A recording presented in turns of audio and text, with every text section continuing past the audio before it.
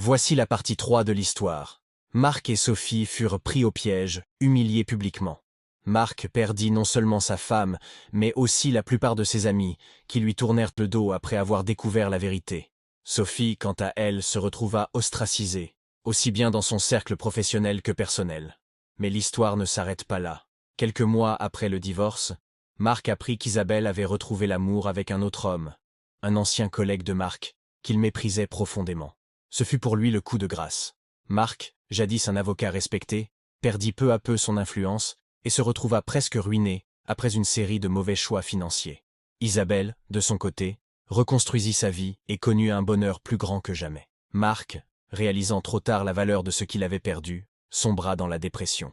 Sophie, quant à elle, quitta la ville et personne ne sut jamais ce qu'elle devint. Cette histoire fit beaucoup parler dans la région pendant des années. Elle montra que, parfois, la vengeance est un plat qui se mange froid, et que les apparences peuvent être bien trompeuses.